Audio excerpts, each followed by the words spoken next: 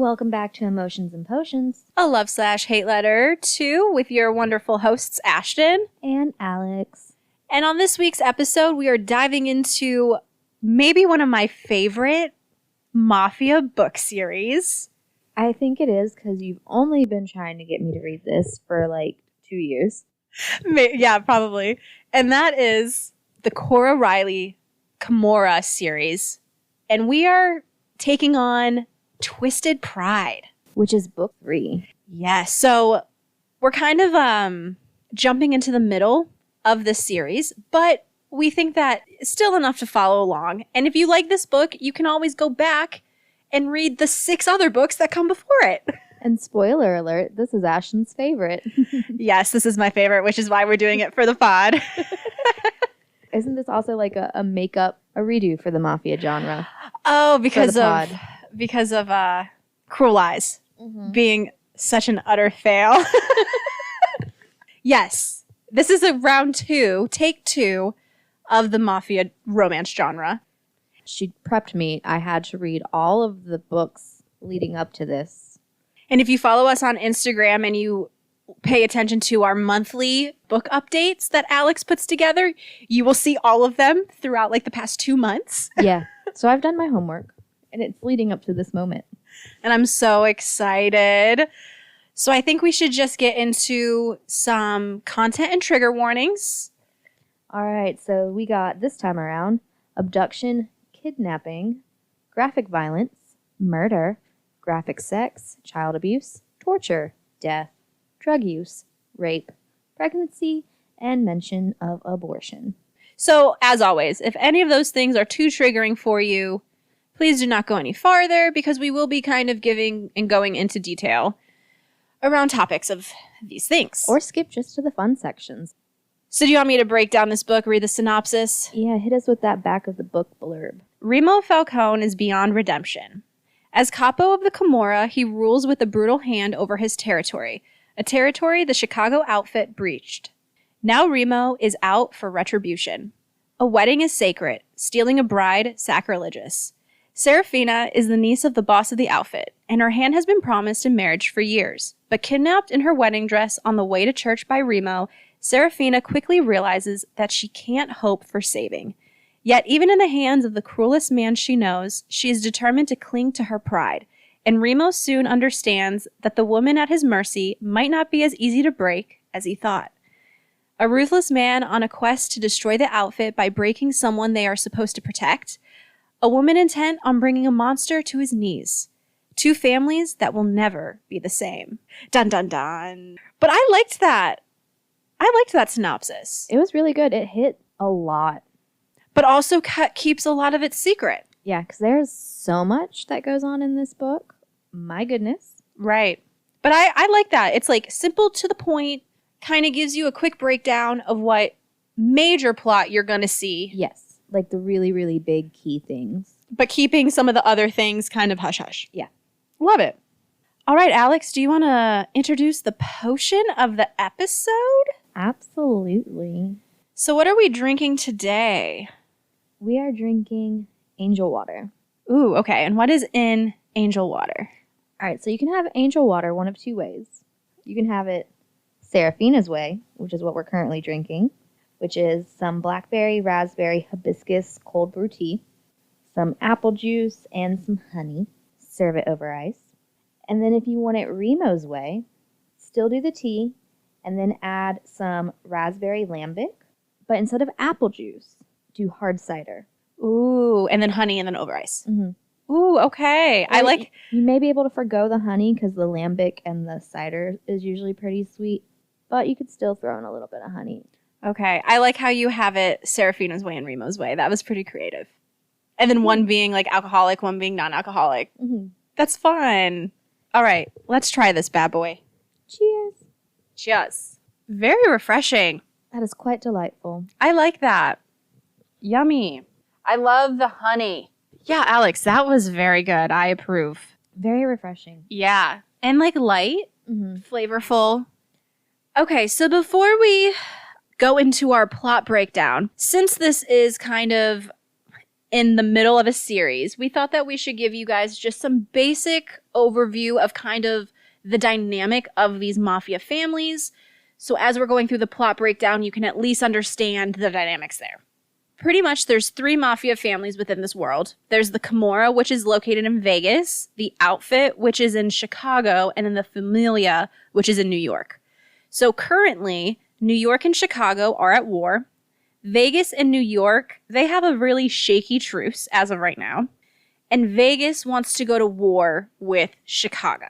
So that's kind of where we leave off in the series as far as like When the this mafia starts picking up. Yeah. So, okay, Alex, let's start. Let's start this plot breakdown. So it's 3 days until the wedding of Serafina, mafia princess and niece to Dante, the boss of the Outfit, and Danilo, the next underboss of Indianapolis. Danilo is in town to meet with Serafina's dad and uncle and her twin brother, Sam. Serafina and Sam are very close, and he is very protective of his sister. This meeting is at the house, and Sam winds up giving Danilo some pre-wedding warning that he better treat his sister right. Serafina surprisingly has a very close relationship with all of the members of her immediate family, considering they're all in the mafia, and we're used to seeing very unhealthy family dynamics. And Danilo has vowed to take care of Serafina once they are married, and to be kind to her on the wedding night. Because in this very traditional closed mafia world, the girls are supposed to be virgins. Meanwhile, in Vegas, the leader of the Camorra Mafia, Remo, is preparing to kidnap Serafina on her wedding day. This is a huge risk, as weddings are sacred, and innocent women are supposed to be left alone according to tradition. However, Remo gives no fucks. As Serafina and Sam are on the way to the wedding site, their car gets ambushed by gunfire, leaving a bodyguard dead, Sam injured, and Serafina on the run. She quickly gets captured by Remo's man, Fabiano, who used to be a member of the Outfit and has deflected to the Camorra. And he is actually book 1 in this series. Remo is taking revenge on the Outfit for attacking Vegas and trying to kill Remo's brothers, Fabiano and himself. The Outfit brought war to his city, and Remo plans on destroying and breaking them from the inside. When Serafina finally wakes up from being tranquilized, she pleads with Fabiano to give her some information or to let her go. But Fabiano is not budging. He is no longer the boy she grew up with. He is the enforcer of the Camorra and the enemy. Once the Camorra and their captive are back in Vegas, Remo brings Serafina to a cell in one of their, strip clubs. The Sugar Trap. Yep.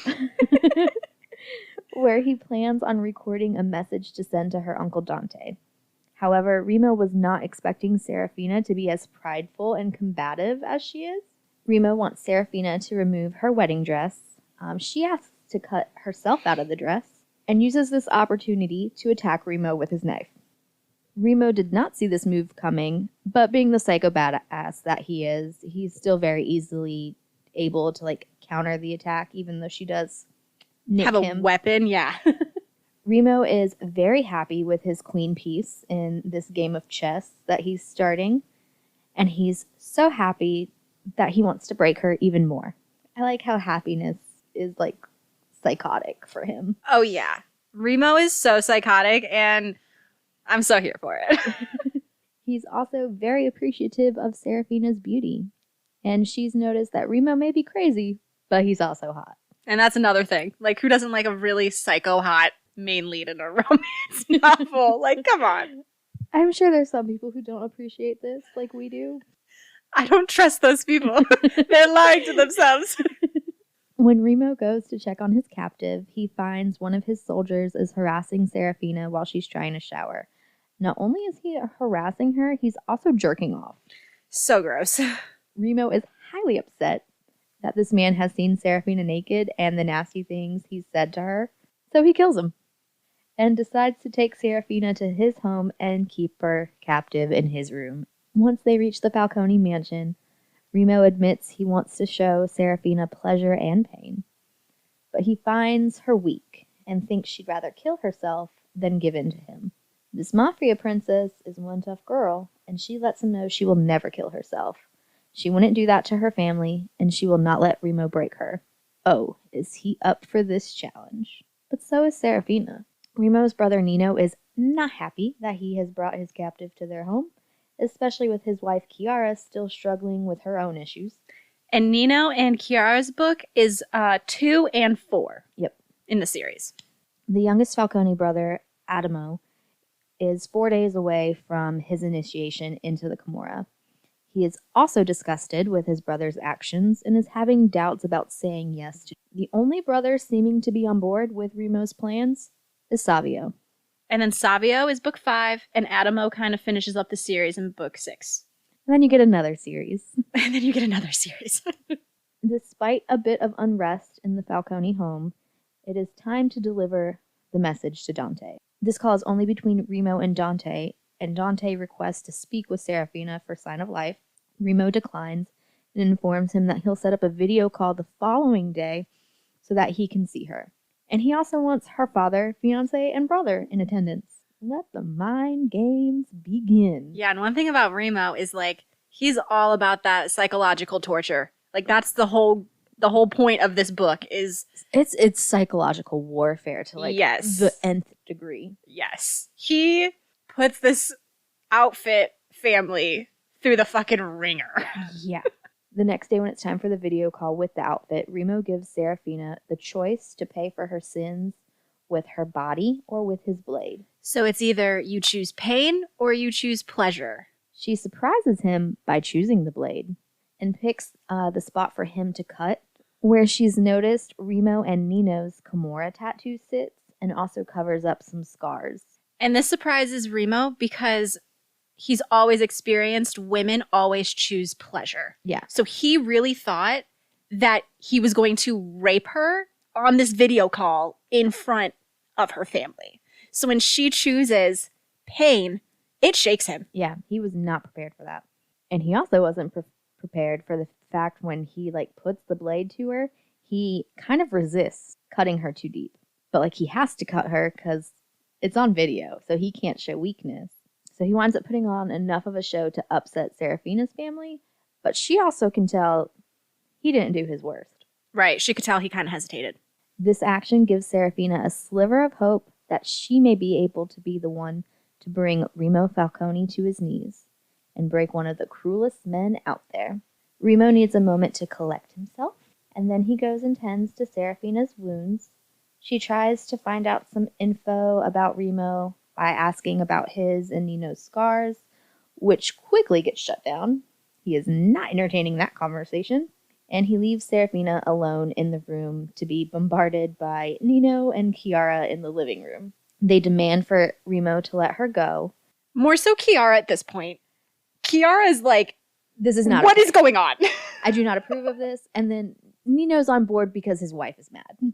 Yes. Happy wife, happy. But, Remo's not ready to let her go yet. So he shuts down the notion of returning her.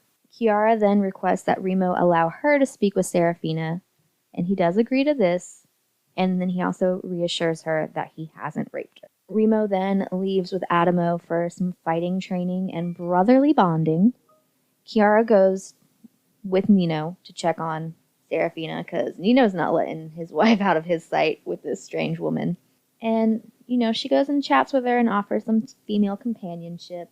The following day, Serafina is allowed downstairs but under the supervision of a Falcone brother. She uses a moment alone with Savio to try and escape by throwing a large pot of soup at him. I love that. That was so funny.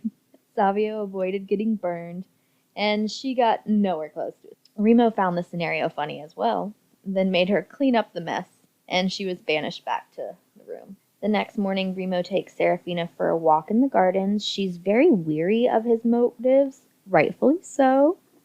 And while they're walking, they rile each other up. Then Remo kisses Serafina. First, a quick one, like she would have gotten on her wedding day. Then he gives her a real Remo kiss, demanding and passionate. This freaks Serafina out, as she willingly gave this kiss away. After the kiss, Remo goes to talk to Adamo, as his induction is the next day, and he needs to make sure that his brother will accept the Camorra tattoo. Remo, Nino, and Fabiano. A lot of O's. Yeah. So many O's. Very, like, Italian names. Like, Yeah. They wind up talking to Adamo about him giving his friends free drugs when they don't care about him. One of his friends, Mason, is sleeping with the girl he likes, Harper. The boys try to use this information to teach him a lesson how people, especially outsiders, are always going to want something from him. And the family and Cora are the only ones he can truly trust. And Adamo's different than the rest of the brothers. He's really resisting the mafia. He does not like what his brothers do. He's still very compassionate. He's only 13. He's about to turn 14. And they've protected him from a lot of stuff. I mean, he's seen a lot. But Remo has, like, really taken it easy on him as, like, the youngest brother. And, like, Remo pretty much raised him and Savio. Yeah. Remo winds up giving Adamo a new Mustang for his birthday and initiation and wants him to go have a chat with Harper to find out the truth. Chiara winds up having a talk with Remo about why Adamo is doubting his initiation. They're starting to become closer, Remo and Chiara. As when she first entered the family, she was terrified of everyone, especially Remo, but now she knows that she is safe with him. When Remo goes to check on Serafina, she demands to speak with her brother. He will honor that request if she gives him another kiss. After some bickering, Serafina does kiss Remo. He tries to let his hands wander around, like up and down her body and stuff, but Serafina shuts that down.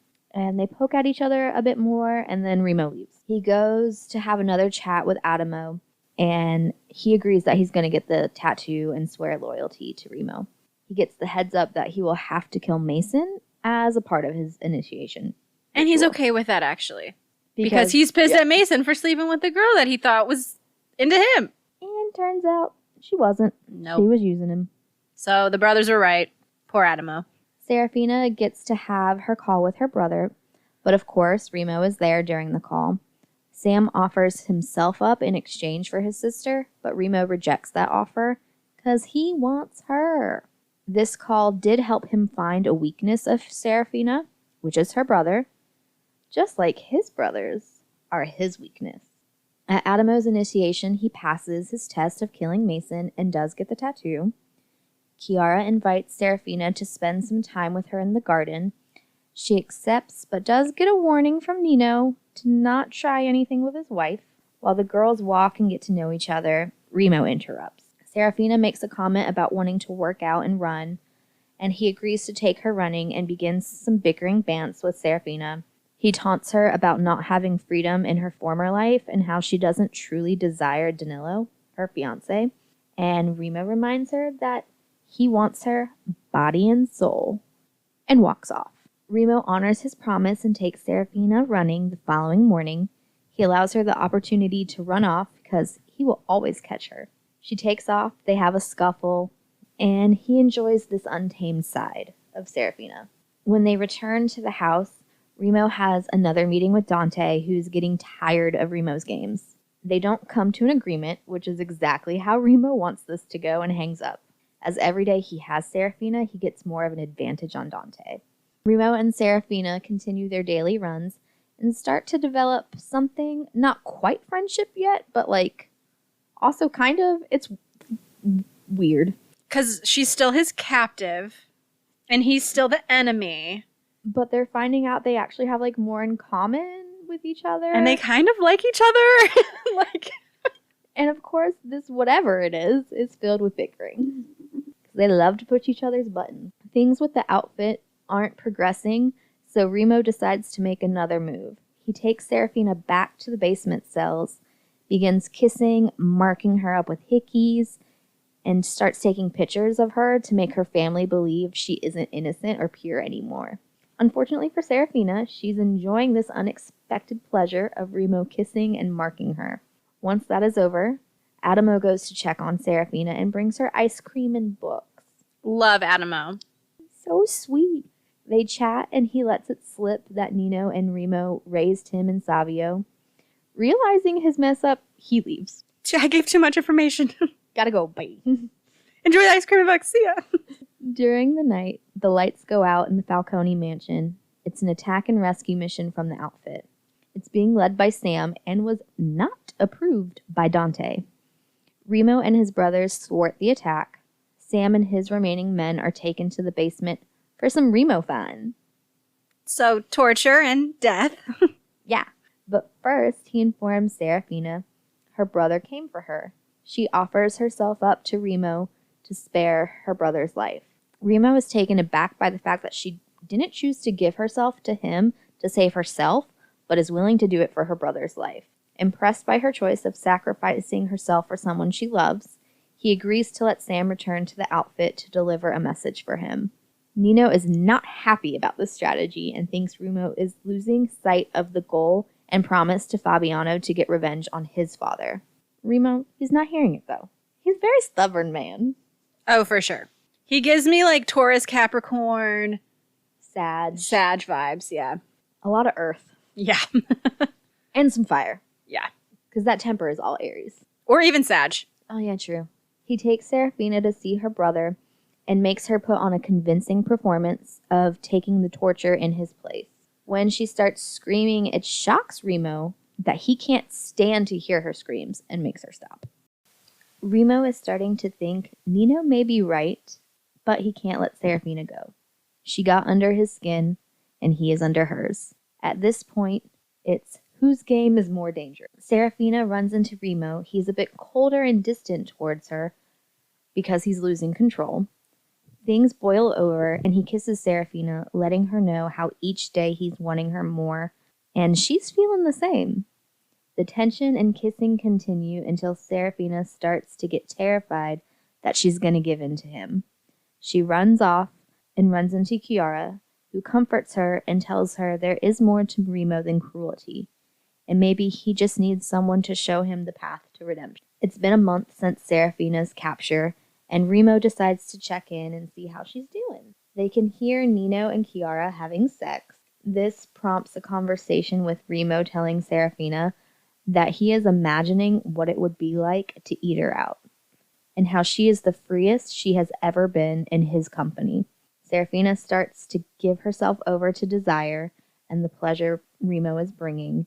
He asks her if she wants him to stop before he gets his first taste of her pussy, and she doesn't turn him down. He takes this opportunity and eats her out, and after she climaxes, he tells her to run. And Remo is ready to take everything from her. Feeling shameful about what she let Remo do to her, Serafina goes to take a shower.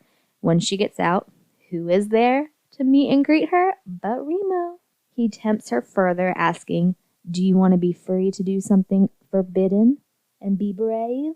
Serafina can't fight the desire anymore and is ready to give in and give up her virginity to Remo. But she's going to tease him just as much first. Victory for both parties, as Remo and Serafina do in fact have the sex. Too bad the moment gets ruined by Remo's planning to send the bloody sheets to Dante. This slightly breaks Serafina's heart, and Remo rubs salt in the wound by saying, "Tell your family I raped you if it makes you feel better, and maybe you'll start to believe it." Savio and Nino get informed that Remo has taken Serafina's virginity and about the plan to send the bloody sheets to Dante, and Serafina starts to break down.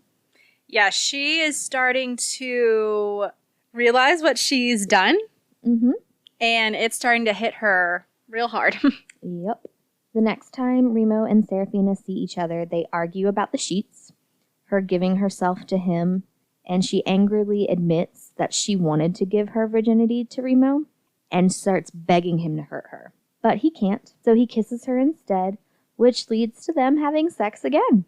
Serafina still wants the pain because it makes her feel less guilty than the pleasure Remo gives her. After this sex session, Remo informs Serafina that he plans to give her back to her family in exchange for Scuderi, Fabiano's father, and assures her that they will still want her as they love her, and he has also led them to believe that he raped her. Dante calls to confirm he's received Remo's gift, but is still not willing to meet his demands yet. Adamo confronts Remo about sleeping with Serafina, upset that he forced himself on her because Adamo likes Serafina. Remo assures him that he did not force her. An upset Remo goes into Serafina's room, and she is sassy with him, setting him off to the point He wants to take out his frustrations on her puss, but she says no and offers a hand job instead. Surprisingly, he takes what she's willing to give, but still needing the last laugh, says, "If you want to bring me to my knees, you'll have to use your mouth." Remo enters Serafina's room to cuddle up and sleep next to her. She decides to take this moment to ask him about his burn marks. He doesn't give her the story, and they argue about the madness of them getting comfort from each other and leaves. Chiara and Serafina have lunch together, and Chiara asks questions, trying to make Serafina think about her being taken in a different way, like maybe her being with Remo can bring peace, and questions about what Serafina wants. It becomes too much for Serafina, and she ends the conversation. Remo returns to Serafina's bedroom, where he tells her he will be returning her soon, and about Danila calling him about the present of the sheets. Serafina pulls Remo's gun on him. Though there is a gun point blank at his head, Remo is not scared by any means. He tells Serafina it doesn't matter if she shoots him, he is already in her mind and will always be there. She then moves the gun to his heart, and he tells her there is nothing there for her to shoot. Instead of taking this opportunity to kill Remo, she winds up fucking him instead. Nino informs Remo that Dante is now ready to give them Fabiano's dad, and it's time to end this. Remo goes to Serafina and finally convinces her to kneel for him and suck his dick. While she's doing this, he ends up taking a call from Dante.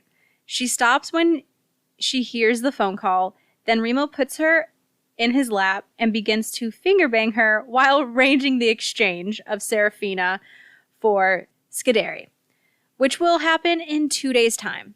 Fucking savage move. Right? Realizing that their time together is coming to an end, Remo walks out. The day Remo is to return Serafina comes, and he goes to her room and gives her her wedding dress to put back on. She doesn't do as he says, and Remo then cuts her out of her nightgown, which leads to them having more sex. While he's fucking her, Remo informs her that she will be returned, and he wants Danilo to see her in the gown, to see what he stole from him, and that she is still his, body and soul. This time, Serafina can't deny that she is. During the exchange, Remo digs the knife in deeper to Dante, warning the next time he tries to fuck with the Camorra to look at his niece and see how he failed her.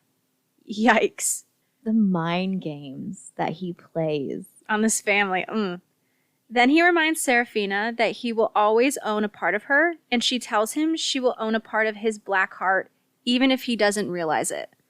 The Camorra finally has Cider, and the outfit has Fina back. When she gets in the car, she sobs into her father, and he cries along with her in front of his capo and Danilo, and vows revenge for what Remo has done to Serafina. While waiting for Nino, and from New York, Matteo and Romero to arrive to kill Cider, Fabiano and Remo talk. Fabiano offers to help kidnap Serafina again, as he can see she is still in Remo's mind. But he doesn't want to take her, as she doesn't belong trapped in a cage. He wants her to return to him on her own free will. But no one thinks that she's going to do that. So Remo needs to fight in a death match to let off some steam and heartbreak. After many rounds of torture and beating of Fabiano's dad, Fabiano asks Remo to deliver the killing stab with him, and he does. So Fabiano finally gets his revenge. Read his book to find out why. Fina is finally home and reunited with her mom, twin Sam, but her younger sister is at Dante's house for the moment. Fina asks for Sam's help getting out of her dress so she can shower, and she tries to tell him a bit of the truth about what happened with Remo and how he did not torture or rape her, but Sam doesn't want to hear it and would rather believe she was forced and get revenge on Remo than listen to his sister. Danilo comes to the house, and Fina wants to talk with him and lets him know that she cannot move forward with marrying him and asks him to move on. Don't waste his time with revenge and to be happy. This hurts Danilo, as he does care for her and still wants to marry Serafina. Fina gets the approval from her parents to never have to marry in the future. Next, Fina has to speak with her uncle Dante to apologize for what happened to her and promises her revenge and has Fina telling him about all the time in the Falcone mansion. Dante wants intel to bring down the Camorra.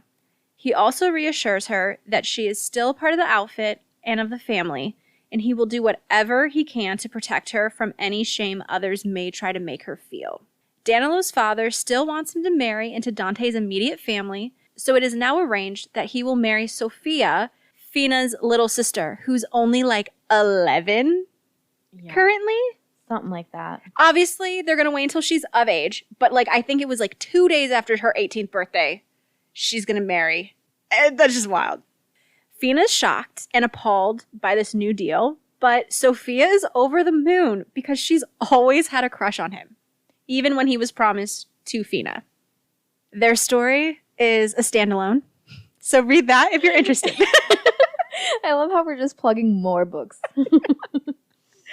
At Remo's deathmatch fight, he goes more ballistic than normal, causing his brother to worry about him and that he is hurting over the loss of Serafina.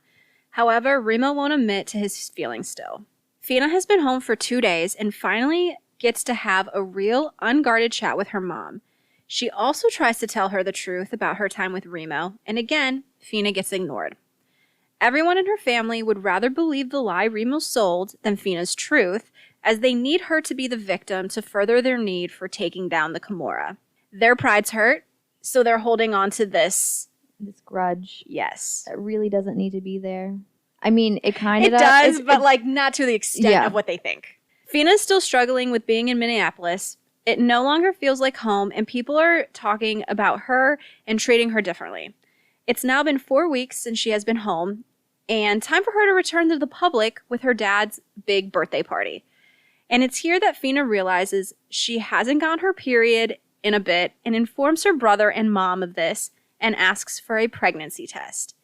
It comes back positive. When her mom and brother try to talk her into getting an abortion, Fina decides to keep it. The baby is innocent, and it's hers. Her family accepts her decision, begrudgingly, but Fina worries they won't love her child because of who the father is. The party goes on as planned. Fina puts on a good front for everyone until she overhears someone remark about how it is shameful that they let Fina out into public. Sam jumps in to defend his sister. Dante and the rest of Fina's family have a meeting with her after the events at the party to persuade her to get rid of the child. She won't.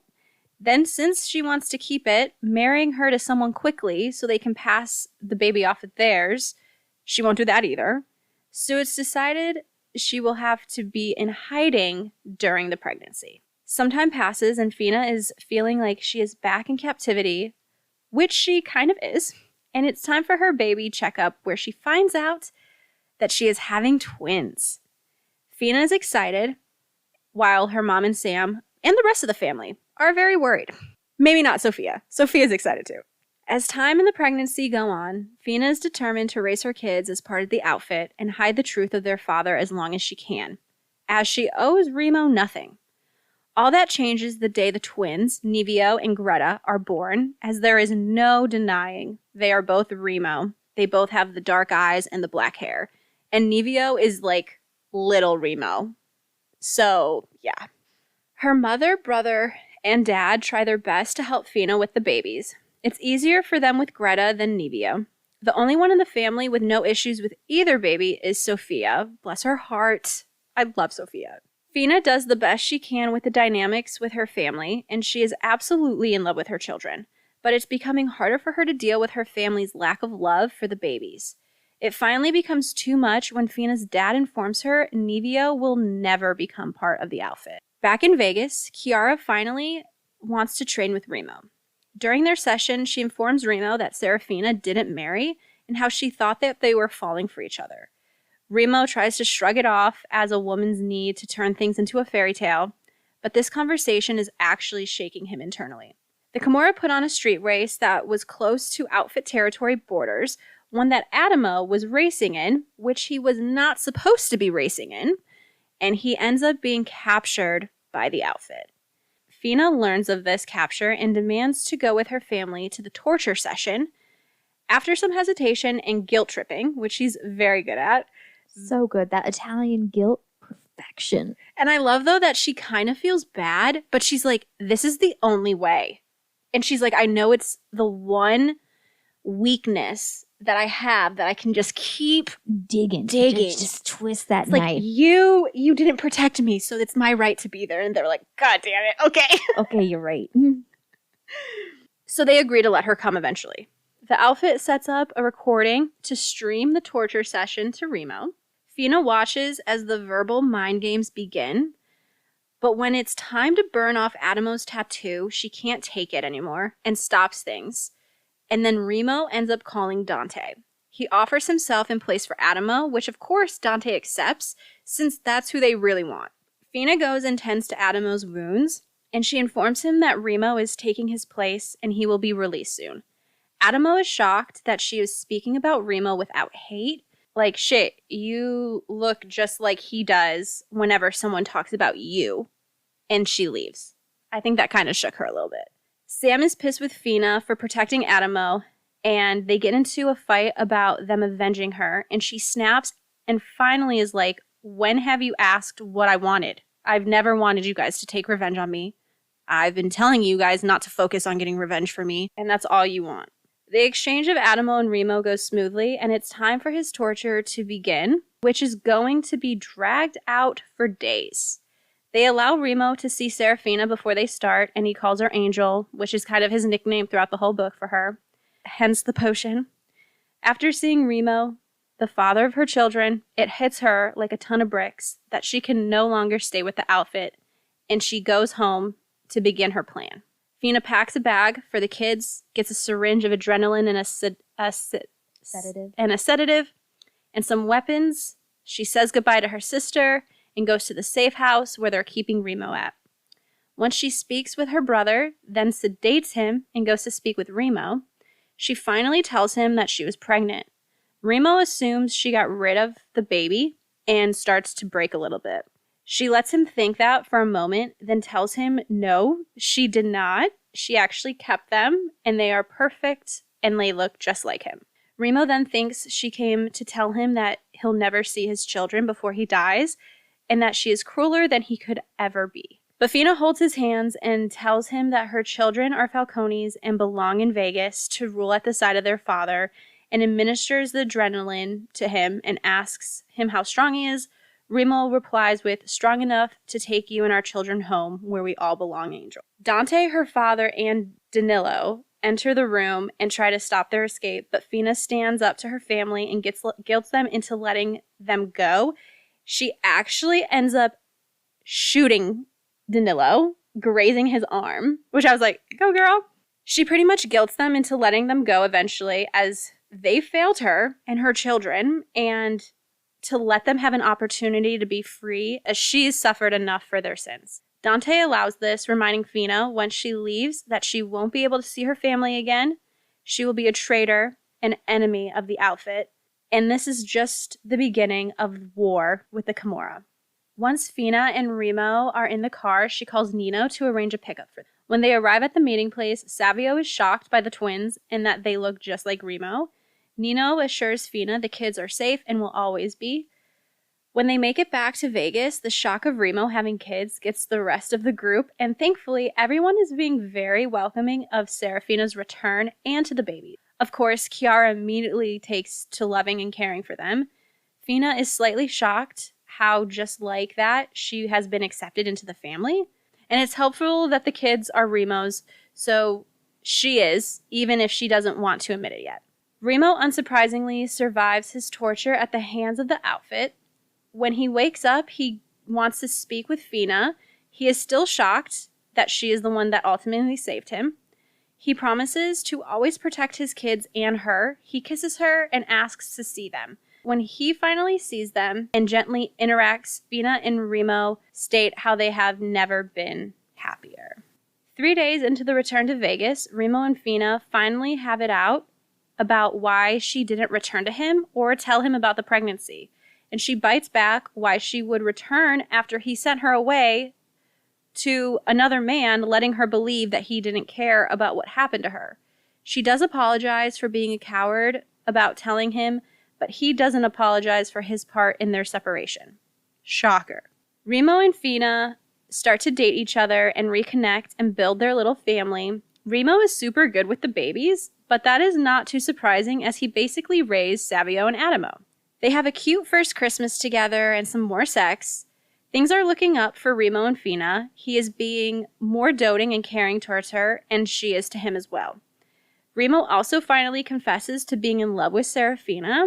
After saying he loves her, he kind of asks, but more tells Fina to marry him, and she ultimately accepts. Serafina, Savio, and Nino finally make amends. Remo finally tells Fina about the story about his and Nino's scars. One night, his mother was sick of the abuse from his father and attempted to kill herself and the boys by burning them all alive. Remo saved his brothers and his mom survived, but is in a mental institution, and he does plan to kill her one day. His mother is the reason he previously thought women were weak and usually take the easy way out, but Serafina showed him that he was wrong. After 2 months of being in Vegas, Fina asks Nino to tattoo her as a present to Remo. She gets angel wings on the back of her neck. Remo loves his present. We get to see them celebrate the twins' first birthday, which was really cute. As Nevio gets older, he becomes more of a cute terror, taking after his dad, and Greta is cautious, just like Nino. Serafina and Remo get married days after the twins' birthday, and Sam shows up to the wedding. He keeps his distance, but he shows up for his sister. Fina and Sam forgive each other and vow to try and stay in contact. Of course, on their wedding night, Fina and Remo have sex. They couldn't be more in love or happy with each other. The end. Aww. But also the fuck. Yeah. All right, should we just go into our favorite smutty scenes? Absolutely. All right, what's your favorite tease scene from part 1? Okay, so like my favorite tease and sex scene go together. It's when Remo eats Serafina out for the first time. In the garden. Which then leads into them having sex for the first time. I liked that whole progression. And that arc. Yeah. How did you feel about the virginity? Because I know sometimes you have issues with virginal sex scenes. Yeah. How did you feel about this one? I did not mind this one. Because she was captive for over a month before they have sex. And she does give consent. Yeah, she gives consent, so it wasn't forced. And it's like they were actually building trust and a bond with each other before it happened as well for this type of storyline. Right. Obviously, like, in general, everything that happened in this book, no. Yeah, yeah. But for what it is, it's like, it was done and handled really well. So how did you feel? The one part that I kind of was like, about with this sex scene is after they have sex, obviously she's like bled. Mm-hmm. And then he goes down on her and kind of like cleans her up because Remo is psychotic and he loves blood. You did? For Remo? Yeah. Yeah. Like, I just was thinking about like real life. He was savoring the flavor, baby. Oh, I was kind of like, yeah. But no, for Remo, it makes a lot of sense. Do I want that to happen to me? No. Right. Well, I don't know. No, yes, no. I don't know. This is that weird moment where it's like it was written well and sounded hot, but... Right. Fair enough. No, that was... There wasn't a whole lot of sex stuff in the first part of the book. Rightfully so. Right, it took about 50% of the book to get to that first sex scene. But that I did like. I also like the progression of kind of the tease that then led into the full on. Yeah, and it was kind of nice when they actually did have sex the first time because it starts out kind of rough and possessive, but then Fina's like, no, I'm not losing my virginity up against a wall. In the bathroom. Right. So then he brings her to the bed and like actually makes love to her. And it's the first time that he's, because then it switches over to his point of view when they actually start the, intercourse. Yeah. And he's saying how like this is the first time he's never been like rough and aggressive with a woman. And it's the first time a woman's ever looked him in the eyes while having sex. So it was just this very kind of moving and powerful moment. Oh, for sure. So that's why I really liked it. Yeah. I like that one too. But then it gets ruined with the whole I'm gonna now take the bedding and send it to your family. And then write them a note being like, I took her innocence against her will. So So romantic. So my favorite tease scene in the second part of the book is Fina is showing an injured and recovering Remo pictures of her and the kids throughout the 9 months. Oh, I love that moment. I know. And he starts to kind of caress her and gets her a bit hot. He makes Fina straddle him with her ass facing him, and he begins to finger fuck her as she grinds on his fingers. And then he also adds a finger or two into her butt. She finishes. They have like little flirty banter, and then Fina ends up taking Remo in her mouth for only the second time. But Remo kind of taunts her, saying that he didn't finish the first time, so it really didn't count. Because remember, that was when Dante called and she stopped because she's like, I'm not about to suck you off when you're on the phone with my uncle. Yeah, I mean, I can't blame her for that choice. He tells her to take him deeper and grips her hair. He's moaning, which like Fina loves. And he tells her he is going to come, and she can like sense the affection and love coming from him in this moment, which I loved. And she lets him finish in her mouth, and she swallows. Remo then starts fingering and kissing Fina again until Greta's cries stop them, and they both go on to check on the kids. Dang, way to get cock-blocked by the kids. And then my favorite full-on scene is the first time that they have sex after being separated for the 14 months. It starts just like a normal sex scene, which I also kind of, you touched on it, love the eye contact that Fina and Remo always have during sex. It's like every sex scene, Cora makes a point to have like a sentence or two talking about the intensity of like them staring into each other's souls, you know what I mean?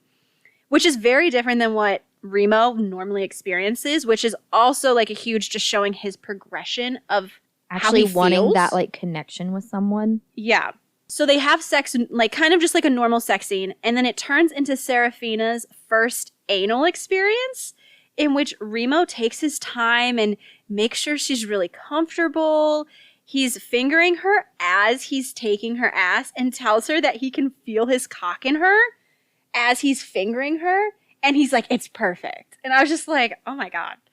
After they both come, Remo asks if she is okay, and if it was too much. She tells him that he owns every part of her, and she's willing to do whatever he wants. He confesses that he hates hurting her, which surprises Serafina. He tells her he doesn't like hurting her, just never her. Like, that line, I was just like, oh. I mean, if he's gonna sling dick like he does, of course he can have whatever he wants. Right? He then gifts her a necklace that has angel wings on it, and he tells her that he had it specially made a few days after he sent her back to the outfit. He was hoping she'd come back. Because he was hoping that she would come back. Oh my goodness.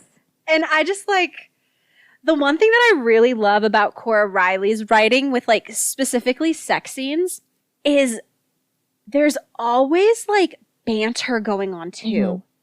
Yeah, there's like, you get this deep emotional connection and attachment and like all like the warm fuzzies, but then there's these moments of kind of like breaking up that like, okay, this is a little too overwhelming with like the emotional stuff for like some banter, bickering. Right. It's just like, it's a good mix of things. Yeah. And sends you on a ride. It does. All right. Loves and hates. Let's get into it. I'm excited to talk about our loves and hates. Okay, so my first love is just like a shout out to Cora Reilly. I love her. I think that she can do no wrong. You hold all Mafia books to this. I love her writing. I love her, like the dialogue specifically. I feel like she is so good at really tapping into like emotional, like flirty bants. And I'm just like, I just think that it's fantastic. So shout outs to Cora Reilly. I love the chat with Adamo when he asked Remo how to control shooting off his load early. Like, poor Adamo. They all make fun of him for still being a virgin. I'm like, he's 13. Let this little kid live. But it was just really funny. It was funny. It was just like a nice way to break up like all the heavy shit that we talked about in the plot breakdown. Yeah, that's true. Overall, love Remo. He is definitely my favorite like anti-hero villain of this series. Would he get a top rating in your overall book boyfriend list? Probably. Remo is like top tier. Like everything about him, like his look, his like aesthetic, his just psychotic. Something is wrong with me because like the more psychotic the main male lead is, and if I can see, and like, I think the reason why I love Remo so much is that yes, he's very unhinged, he's very psychotic, but like Serafina literally tames him. And I love that arc. So like if I have a male lead who is just batshit crazy, but he meets the woman who finally like puts him in his place, and you actually see growth and like you see that he actually cares and loves that person, say less. Swoon for you. Swoon. Because I'm like, every girl wants to be that to somebody. You know what I mean? Like, deep down, come on. Out of the Falcone brothers, I'd pick Nino. I mean, I like Nino too. Don't get me wrong. I do love Remo, but I would go for Nino over Remo. See, Nino, what's got Nino is the tattoos. Nino is like heavily tattooed. And he does all the tattoos for everybody. And he does all the tattoos. So then I would be tatted the hell up. Yeah, like I do. And like, yeah, they're both great. They're both great, yeah. I'm glad we don't have to fight over men. No, I'll take Remo. You get Remo, I get Nino. Yeah, there we go. These fictional men. And honestly, I would rather be Serafina than Kiara. Yeah, I would rather be Serafina than Kiara, but I want Nino, so I'll deal with it. Right. But she ends up getting her happy ever after. The reason I say that is because like she goes through a lot of traumatic shit in her books that I would never want to experience, which is why I'm like, I would rather be like kidnapped and treated well than what happened with Kiara. Yeah. So I loved Adamo and Serafina's, and then Serafina and Kiara's friendship. They were really nice. I like how she had the two of them in there during her captivity to like have friends. Yeah, because Savio he's very flirty. He's kind of a wild card too. Yeah. He kind of doesn't really care. Yeah. He's very indifferent to the whole thing. He's just like, whatever my brother wants me to do. Sure. Whatever. Right. And then Nino is low-key a sociopath, so he doesn't feel any emotions. So like, I couldn't see Serafina like bonding with Nino. Like, he's not going to give support. No, and then Nino was like very protective of Kiara and then protective of his brother. So he was like very standoffish with her. So it was nice that she had Kiara as like a female and then had Adamo, who was a male, part of the family. Yeah. But he was always very nice to her and kind of looked after her a little bit. And stood up to Remo for her quite a bit. And then thank goodness he did, because then she saves his ass. Yeah. I really enjoyed the plot and the storyline between Fina and Remo. I thought that it had really good pacing. And I also really loved how this book was almost like 3 parts. It was like you had the kidnapping and her being a captive. You have them being separated where she goes back to the outfit. And then you have them getting back together. And it's like, this book just kept on giving. It did. Like, you kind of are like, because she gets sent back around maybe like 55, 60% through the book.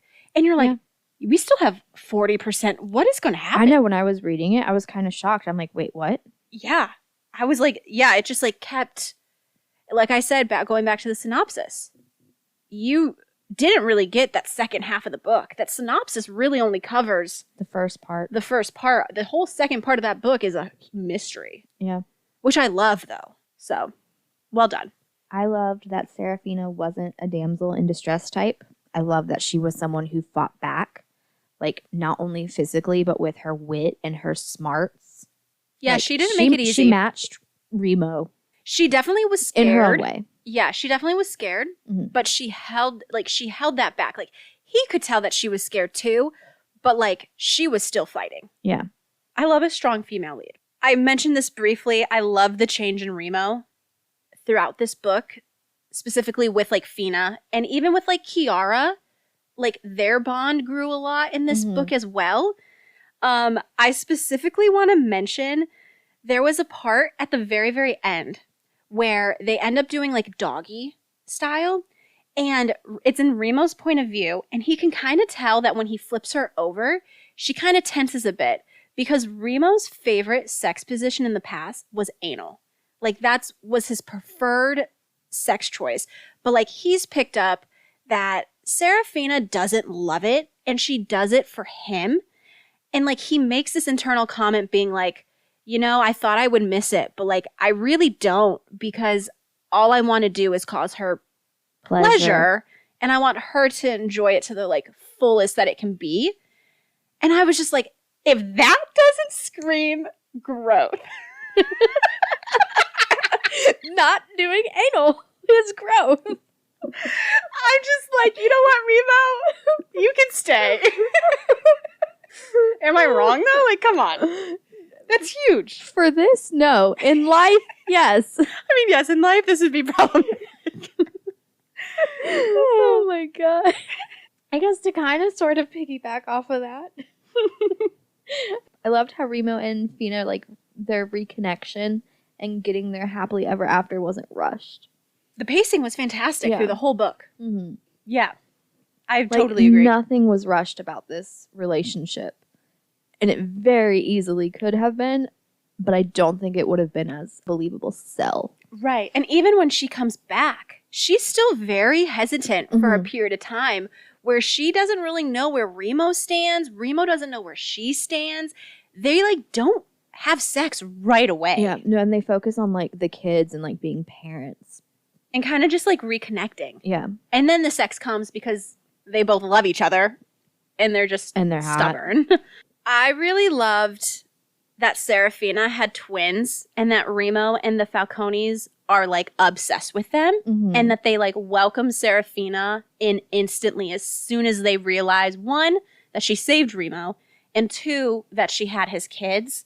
It was almost like, nope, you're us now. Like we're family. Welcome. And I love that, like, you know, she was a twin. I loved how they then had a twin. I loved that it was a boy and a girl. Just like her and Sam. I also liked the dynamic of the twins because, like, Nevio, he's very outgoing as a child. He's into everything. He's very adventurous, very much like Remo.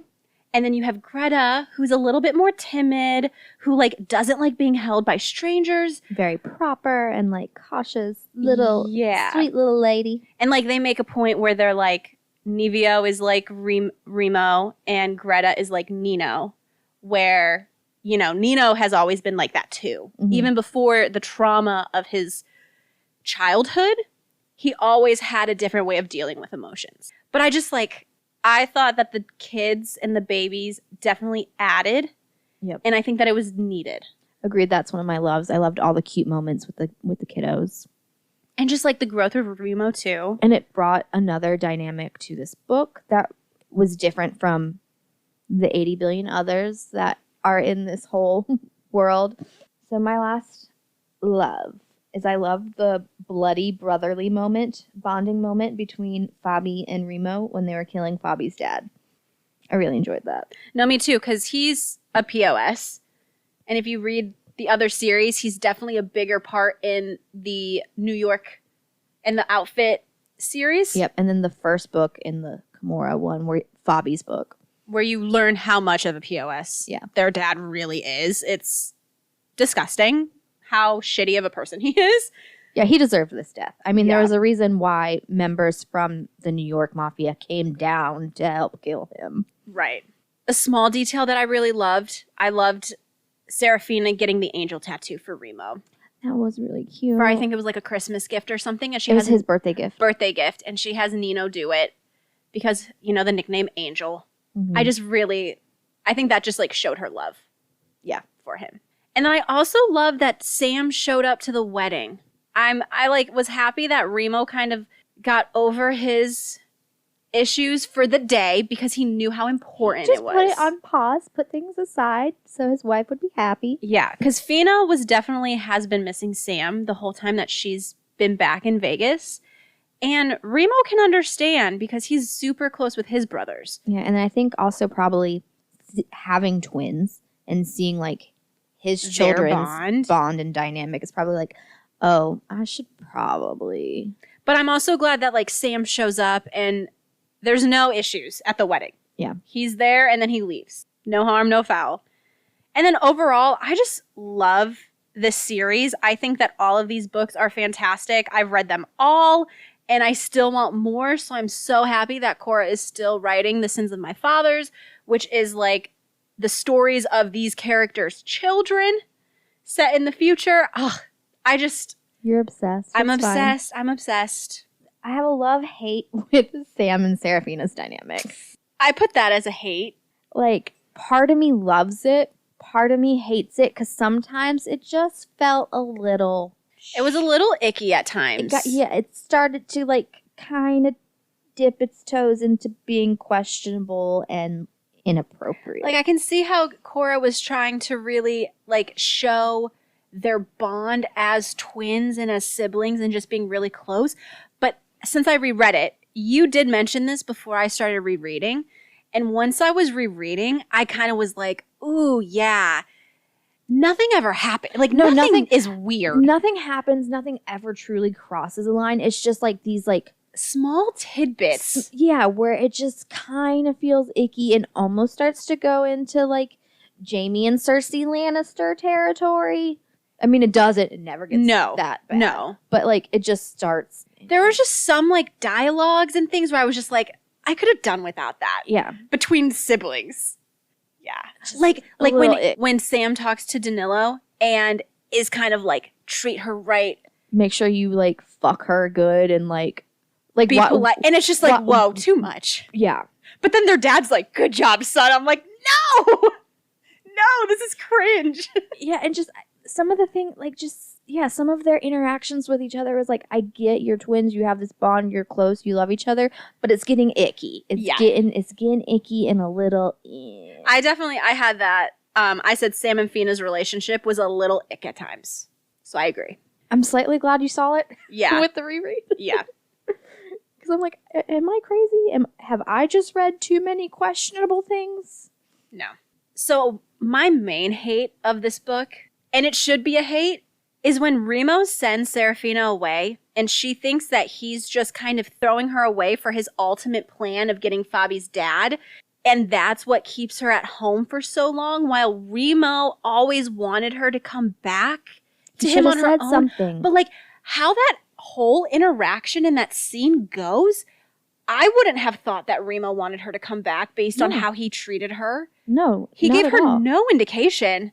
He could have reached out to her. Like, if he actually reached out to her after he sent her back, I think she would have gone.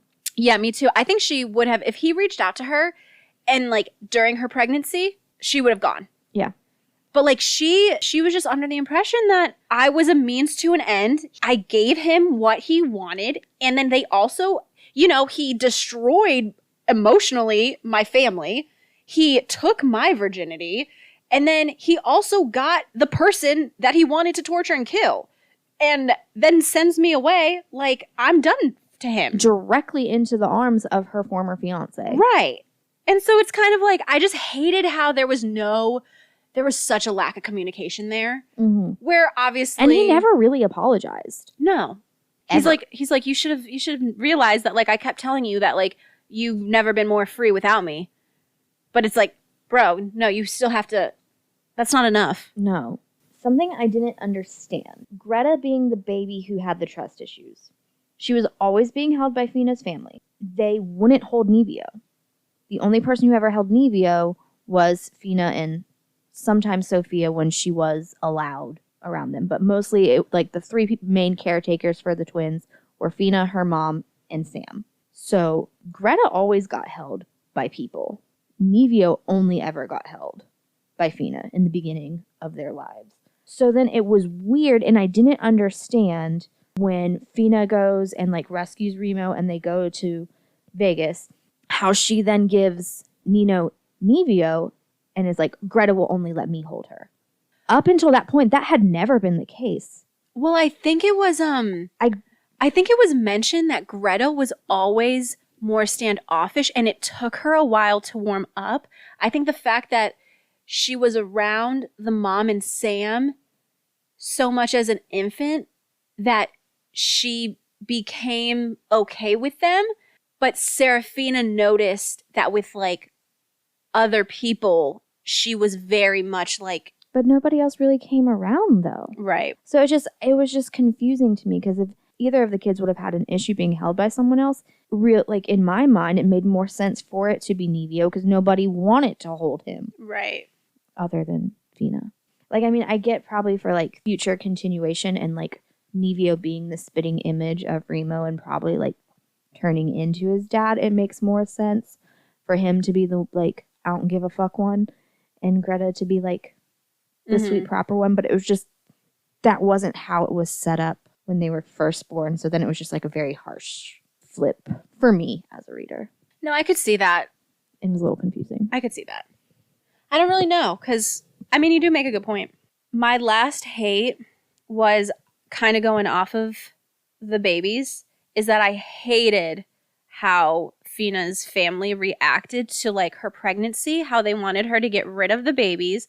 And then once they were born, when they realized that they take after Remo physically, how they like really like Sam and her dad and like Dante had like real big issues with like, they wouldn't even like looking at Nevio. And I'm just like, and Serafina's like, but they're me too. Like, yes, the father's Remo, but like, I'm your daughter and I grew them. Like they're a part of me too. But like her family just could not, besides Sophia. Yeah. They just like could not. And I hated that. Like I hated that they pushed her to do what she did. Yeah, it's her family's fault she left. Yeah. And then when she was straight up told that Nevio would never be part of the outfit, I think that was really her breaking point, where she was like, even if Remo doesn't take the news well, I can't stay here. Like I have to cut ties and leave, because they're never going to be accepted. And I hated that. Same. And then also I just hated it when the book ended. Again, like even though this is like the third time I've read it, I still hated when I came to the end. So obviously I hated Remo's immediate reaction after taking Serafina's virginity, and the fact that, you know, he never apologized about his bullshit. But do you feel like he ultimately, because he was like, I have to do this, I mean, his for my actions revenge, but showed he was sorry. But do you think that the way he framed the note was actually like protecting Serafina though? Because I think it would have hurt the family more if he was like, guess what? She let me do this. I do think it was in her best interest, like the note that he left with him sending her back. But at the same time, it's like, he kind of never should have sent her back. I don't know. It's a tough one. I don't know, because I think that in order for them to have worked in the long run, she did need to leave. Because of the way that they came together, she did need to have the choice. Yeah. But he kind of took the choice away from her by doing that. Right. But what if he asked her? If he was straight up and was like, look, I'm kind of falling for you. I don't want to send you away. Like, I like you. Do you want to go back or do you want to stay? Do you think that she would have stayed? I think she possibly would have stayed if he never put the note, because also he could have sent the sheets without the note and they would have just assumed he raped her. Right. He didn't necessarily need to do the note, but I think by him doing the note further hurt chances of them being able to be together right after. Right. I don't know. I think that ultimately, I think sending her away made the most sense in this book. But then I also think, like, if she never got pregnant.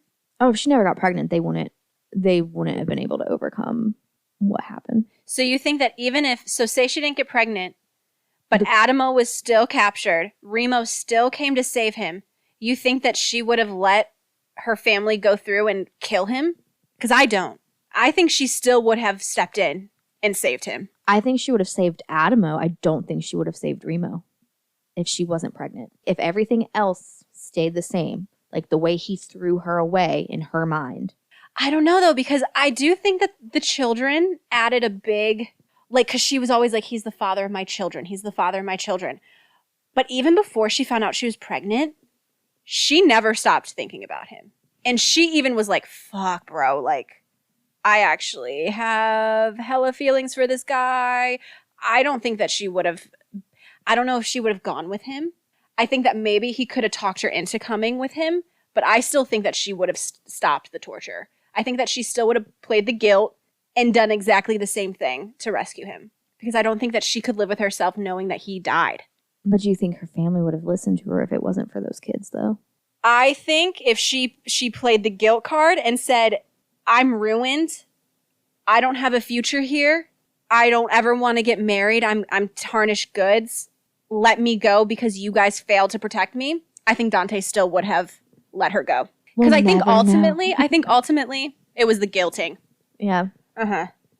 She could use that in any sense, you know? But yeah, we never know. We'll never know. Speculation. Gotta love it. So, funny hate. Okay. I hated how Remo is always walking out after an emotionally difficult situation. I get it for his character and for the story, but I just fucking talk to people. Yeah. He's not good at communication. No, unless it's with his brothers. Yeah. But then it's usually he's still like the leader of the Camorra, so he's then always pulls that card like, shut up, I'm the boss. But yeah, how he deals with emotional stuff is like he avoids Serafina. Or he leaves before they can like discuss things, and then he'll go days without seeing her. Mm-hmm. So fun. Very stunted emotional. But understandable knowing Yeah. their backstory. Yeah. Let's cast this. Alrighty. Oh my goodness. I'm so excited. So we are casting Serafina. We're casting Remo. Duh. We're casting Sam. Duh. And we're casting Danilo. Yeah. Bonus. All right, Alex, let's start off with Serafina. Who did you cast as your leading lady? So I've aged everybody up. Yeah, because Serafina's only 19 Yeah. in this book. So I did too. Everyone's been aged up. And my Serafina is Julianne Hough. Dang, that's a good one. Oh, yes. Okay, I didn't even think of her. I went Rosie Huntington Whiteley. She's an angel. She's a Victoria's Secret angel. She's married to Jason Statham. Nice. She just gave me very, like, angelic. And she's a Victoria's Secret angel. Yeah. Angel, come on. Had to. Who did you cast as your Remo? Adam Driver. Oh. Okay. I could see that. So, It's also the height for me with him. yes. I like that. So I have two, but I don't want to choose two. I want you to help me Okay. because I was struggling. So one of the people I chose was solely based on physical, just the physical. Okay. The other option I chose is kind of physical, but mainly his acting and knowing that he could really taper it, like get this Remo. So my just aesthetic, you casted him earlier this season. I don't feel bad because he definitely could be my Remo, is Adam Collard from Love Island. I mean, Aesthetically, yeah. But my second, which is the kind of aesthetic, but more so the acting, Ian Somerville. Because Damon is Remo if Remo was a vampire. And I just like... and he also has the look too. So I would say him. Ian? Mm-hmm. Okay. I'm going to go with Ian Somerhalder then. The only thing with Ian, though, he does not have the height. No. We can get Ian to wear some heels or something. Not like heels, but like platform shoes. You know what I mean? Put some lifts. Put some Yes, lifts in there. Okay, who did you cast for your Sam? I think it should be an obvious choice by my pick for Serafina. Derek Hough. Yep. I mean, if you have famous siblings, you got to cast them together. They've worked together before. Right. They used to be dance partners. Yep. I think it'd work. Me too. I like that. And their sibling relationship also sometimes gives me the ick ick. vibes. Yeah. I agree. So my Sam, this was actually the one that I aged him down a little bit. He's a little bit older now, Trevor Donovan. He was in 90210. Yes. I just feel like him and Rosie would look very compatible together as siblings. You can pass them off as siblings. Yeah. And last but not least, Danilo. I picked Milo Ventimiglia. That's a good one. I like him. I stuck with a Love Island cast, and I went with Davide. I can sue you are a liar. You are a liar. But like, he just gives me very obviously he's very Italian. Yeah. He's from Italy. But yeah, he gives me Danilo. The whole time, if like this ever gets made into something, and if he got casted, I'd be yelling, "I can sue you, are a liar." Love that. But make sure if you want to see some visuals of our casting, head over to our Instagram, Emotions and Potions Pod. And sorry for those of you who aren't Love Islander watchers and are thinking, the fuck are they talking about? Look up Davide. Look up Adam Collard. You won't be disappointed. And watch Love Island. It's great. UK. Yeah. Love Island UK. UK all day. All right, I think it's time to soundtrack this bitch. Yeah. Give it to me, Alex. All right, so opening song, Serafina's Wedding Day and Kidnapping. White Wedding, Billy Idol. Oh, that would be dope. Chef's kiss. I love that song, and I love that category. So my Remo's Capo theme song is Blood by My Name is Charisma. Yeah. I also gave Remo a theme song. Ooh, what did you give him? Fight Back by Nefex. Ooh, I like that too. That works as well. Love it. So I have Fina's complicated feelings towards Remo, which start pretty early, and that is Hate That I Love You by Rihanna and Neo. Yeah. Kind of similar. Song for Serafina for when she gets returned to the outfit, like towards Remo. I Love You, but I Don't Like You by Molly Moore. Nice. That's good. So I have the song on repeat that Fina listens to after being sent back to the outfit. And that is Blind by Kesha. Nice one. A little bit of a throwback. Yep. But I feel like if I was in Serafina's, I would be listening to this song on repeat. I did give Serafina a theme song, Ooh, okay. and that is Ice Princess by Azalea Banks. That's good. And she is known as the Ice Princess. Yeah. So it adds up. So I have a song that is after Fina gives Remo the big old V card. And that is I Did Something Bad by Taylor Swift. Oh, perfection. I mean, yeah. All right, so I have Fina's song to Remo and her attitude while being his captive. Ooh, okay. Don't Call Me Angel, Ariana Grande, Miley Cyrus, Lana Del Rey. Yep. That's a good one. I have Remo and Fina after they are separated. So when she goes back to the outfit, kind of like how they're feeling. And that is Battle Scars by Lupe Fiasco and Guy Sebastian. My next one is Remo's song to Fina, A Girl Like You, MGK, Travis Barker. Yeah. Never met a girl like you before. Yeah, literally.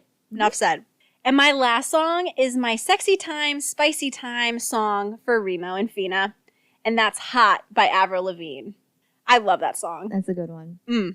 All right, so my next one is Remo's first confrontation with Fina and like laying down the situation. And that's Sucker for Pain, Paycheck, Jive. And then my last song is for the fucked up family dynamics, mostly with the Falcones. Okay. And that's Family Line by Conan Gray. Ooh, I like that. Love it. Well, if you want to hear our total playlist, I think it has a little over 70 songs on it. Head over to Spotify, Emotions and Potions Pod, where you can like it, you can listen to it, Share it. Love and it. then you can also listen to any other playlists of books that we have covered already up to this point. There's a lot of them, and they're all great. Yes, And they just keep getting better. they do. I guess there's one last thing. The rate And the letter. and the letter. So, Alex, Spice. I give it a 4 out of 5. Yeah, that's what I did too. I thought that it had some spicy moments, like the gun scene, you know? Yeah. There was anal, But with Remo being as like unhinged as he is, You kind of expected more. I was kind of like, the fuck is he gonna do to her? But I kind of liked that it wasn't as psychotic because it shows that he like changed and adapted for her. And cares about her. So yes. I think it was more like the expectation was like, oh, this is about to be some twisted. But I ended up liking that it wasn't as twisted as what I thought going in. Yeah. And what about your overall? How did you rate this book? 9 out of 10. Same. I love this book. It's damn near perfection. Yeah. So compared to the other books, because you haven't finished the series yet, and you've really only read up to this book in the Cumorah, right? Correct. And then you've read the Born in Blood Chronicles. Yeah. So which book is your favorite up to this point? Ooh. Because I think mine from the Cumorah is going to be Remo. And from the Born in Chronicles, I really like Gianna and Matteo's book. I enjoy those. Those are also up there for me. I would say from this series, I think I got to give it to Nino and Chiara. Okay. Like, I love this book, though. I connected more to Nino and Chiara's story. I think that you're going to like their second book even more than the first. I think that you're going to end up liking them even more. Yeah. Yeah. I liked Serafina better as like a female lead. Like, Chiara's growing on me. I'm enjoying her arc where it's like, I feel like Serafina starts off great and just continues getting better. Where like Chiara, I enjoyed getting to like her. Fucking loved Nino all the way through. Right. And then what about Born in Blood? Which was your favorite in that? I think Lily and Romero's. Okay. I mean, they're all good. They're all good. They're all good. I will say I think Luca and Aria was my least. I really did like Gianna and Matteo, but I think I enjoyed Liliana and Romero. See, I think I like a little bit more. I think I like Gianna and Matteo because Matteo gives me like Remo in New York. Yeah. And then Gianna also gives me kind of like Serafina because Gianna's always a very strong-willed character. Yeah. I think the thing is you like your men a slightly more unhinged than I do. I think so too. Red flag in my reading choice. Like, don't get me wrong. I love my man I love my book boyfriends a little unhinged, but I want just a notch below you.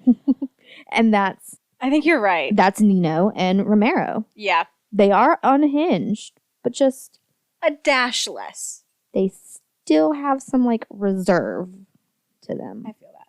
But also knowing you, those would be the characters that I would choose that you would like the most. Yeah. And just like I would choose Remo and Matteo for you. I'm sorry and you're welcome. I know. It's all good. I know what you like. So Alex, I think this is a unanimous letter of love. Yeah. I mean, it was definitely spoiled in the beginning, but yeah, it's a freaking love. Yeah. I would 10 out of 10 recommend this series, these books. And as someone who held off from her recommendation. Because you were a little scared, because there's a lot of books to go through. It's a lot of backlog to read. Do it. Yeah. They're easy reads. Mm-hmm. And even though there's so many of them, every story is so different. I really don't ever feel like I've read the same thing within this series. No, it's really well done. Nothing feels repetitive. You start to pick your favorites, but you're still invested in everyone, which is nice. But okay, that wraps up another episode of Emotions and Potions. And it was a love letter, baby. And it was a love letter to Twisted Pride, to Cora Reilly, to Remo and Serafina. The Mafia Cumorah. romances. Gotta love it. But make sure you follow us, Emotions and Potions Pod. We're on all types of social media. Yep. Follow us on Spotify. Subscribe, like, whatever the thing is you have to click. Share. Let us know. Please do. If you have any recommendations. We did just recently get one, and that will be an upcoming episode. Yep. So let us know if there's anything you want us to talk about. And until next time, bye.